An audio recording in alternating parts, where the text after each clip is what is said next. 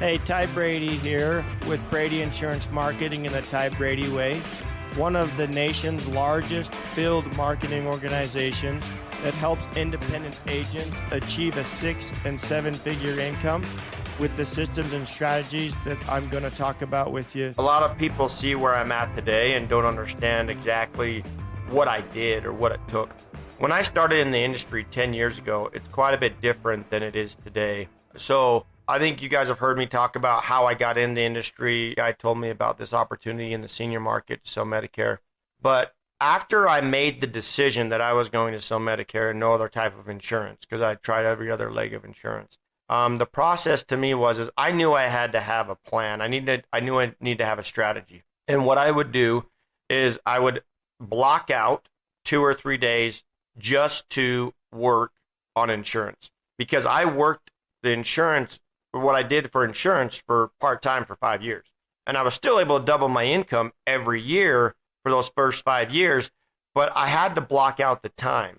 And what I did is I said, okay, where's my opportunity? So I had to do some research. I had to look and say, okay, where can I get the most value for my dollar spent or time, right? So my process was this. I would pick out 2 or 3 days, and I would literally go to outlining areas and travel and spend days and days and days in hotel rooms. And the reason I did that is, for number one, I realized that those outlining areas were not getting hit as hard as other areas, number one. Number two is I knew the only competition I had was maybe an agent that would call them on the phone, or maybe a local agent where they sold it here and there. So I knew my competition was very slim, right?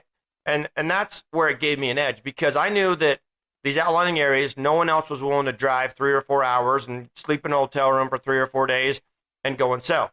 So that gave me an edge. So my process was I would order leads, I would go to that area, and I would sell. Now, the other thing I knew is those outlining areas only had Medigap policies or Medicare supplement policies. So I knew what I had to overcome was the rate that the customer paid and the underwriting. So I knew that if I got in front of a consumer that had a plan, they were willing to talk to me, I knew I could save them money as long as I could get them through health underwriting.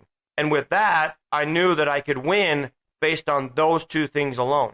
So I had to have as much information on the front end. Where are people not going?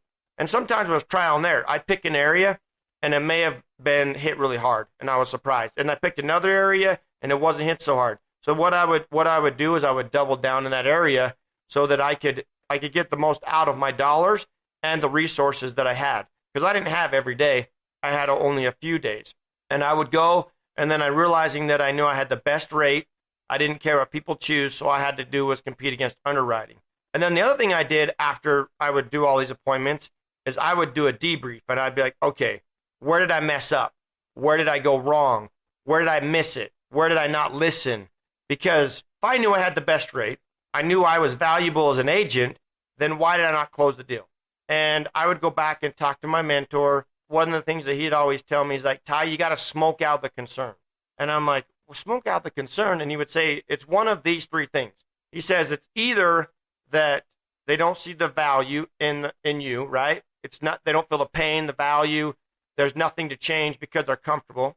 They don't like you, so they don't trust you, which means I didn't do very good on the warm-up or telling them stories or being relatable. And the last thing is the ability to pay.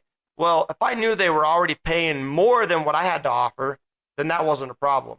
And the ability to pay has never really been a concern to me, because if I create the value, they'll find the money. That's the way I've always looked at it. So that the 2 concerns I had to overcome when I was selling would be, okay, do they like me? And do they trust me? And then do I bring value? Those are similar, right? Because if they trust me, they're going to know the value and they're going to want to go with me. But if I literally got through the whole sales process a few times, and I'm like, man, okay, so I showed them I could save them money. They like me, but they like somebody else a little bit better. That's happened to me 2 times in my career. They're like, well, I go to church with the lady down the street. She's been my agent for X amount of years, and I'd feel really bad if I switched from her. That's a really hard one to overcome. Even though they liked me, I was able to save them money, I couldn't overcome the relationship that they'd had with the neighbor for years and years and years. And you know what? In my mind, I'm okay with that. I'll walk and say, you know what? If something changes, your neighbor doesn't take care of you, they can't sell you this product, let me know. But that's only happened 2 times in my entire career. Most of the time, what I was finding out is I was not spending enough time either on the warm-up or creating enough value. So on the warm-up, you have to be genuine. You have to be willing to say, okay, in these rural areas that I would go and work, they were usually home because they either worked for the school district, they were farmers. There wasn't a lot of stuff to do besides be home. So I had to spend a lot of time getting to know them, which I love to do. I got some great stories about a guy that served in Vietnam and how he got left there by himself and how he was behind enemy lines. And his job was to track drug traffickers. That was his job.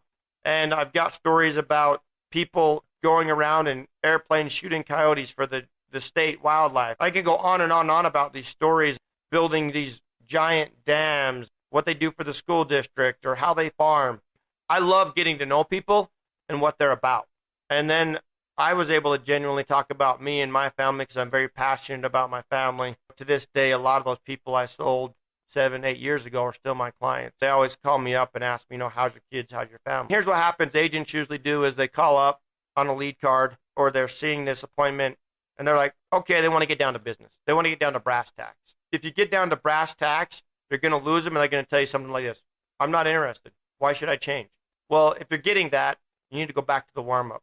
There have been many times in a sales presentation or when I'm educating somebody where I went back and said, let's just table this for a minute. Lately, it's been talking about the coronavirus. Did you get your shot? Or how's your family? Have you gone on vacation? Those are great conversations to have because there's a lot of people traveling now. I always say, where do you like to eat around here? They know the local places to eat. So if you get told they're not interested, I tell agents that you need to look at yourself because they're not interested in you. Meaning they don't trust you, they don't like you for some reason, and they don't feel comfortable. Because people will do business with people they like and trust. Sometimes you can't win them over all the time. Sometimes you can win them over, and then you have the objection I can't beat the neighbor that's been their neighbor for 10, 20 years. And that's okay. And the last one is money. Meaning during the process, if they say they can't afford it, that's on you as well. And why is that on you? Because you didn't create enough value in the product. Because I know that 4 out of 4, they still need more. Everybody needs a cancer plan. Everybody needs a hospital indemnity plan. They don't think about if or when they get diagnosed with cancer. They don't think about when they get admitted to the hospital. That's on me to tell those stories because insurance is about offsetting risk. And if you're selling a service like I do, or you're selling a product, you have to create that value. And you'll eliminate those objections and you will win each and every time. Another valuable part of that process is if you're getting roadblocks. Listen to those mentors and those people that have done it before you. So many times I get agents where they get these mental blocks and they come back and they say, they're like, well, I just don't know what to do. And I start asking them, have you done this? Have you done this? Have you done this? Well, no. Have you done this? No. Have you done this? Have you done this? Have you done this? And they're like, no. They get to a point where they get complacent and comfortable and they forget how they got to where they are today. They forget to make, they don't want to make phone calls. It's not that they forget, they don't want to make phone calls. They don't want to do the hard things they did before. But if you're not seeing the success and conversion, then you have to create a lot more action on the front end, or you're going to be paying a lot of dollars to make it easier for you. And it's okay. Whether you spend time or dollars, I don't care. Or you're paying to learn, I don't care. But you have to make that choice. But listen to those people, those mentors before you. So in closing right here is remember the sales process. Look at different areas. Look at where you've had success. Look where you don't have competition. And then remember that people need to like you. They need to trust you.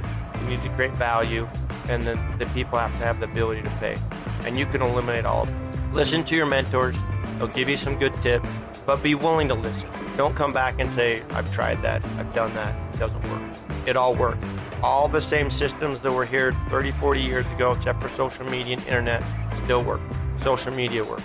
All of referral partners work. Trusted advisors work. And if you're not getting the results you want, then do the things that you're not willing to do. Let me repeat that. If you're not getting the results you want, be willing to do the things that you're not willing to do. I appreciate all of you for following the Ty Brady Way. Feel free to subscribe, share, give this to people that you think may be of service or value to them, and appreciate all you do. Thank you. Thank you for listening to another episode of the Ty Brady Way. As always, share, like, and subscribe. Go to Instagram at ty.r.brady. And as always, love hearing from you. And let me know what you want to learn on the show or what you'd like me to bring up on the show. Thanks. You can find the Ty Brady Way on Instagram as well as Facebook. To stay connected with giveaways and Ty himself, go ahead and follow at ty.r.brady on Instagram as well as Facebook. This podcast was recorded, edited, and produced by Whitney Face Media Marketing. And the theme music is an excerpt from Hot Chicken of the Woods by Isaac Joel.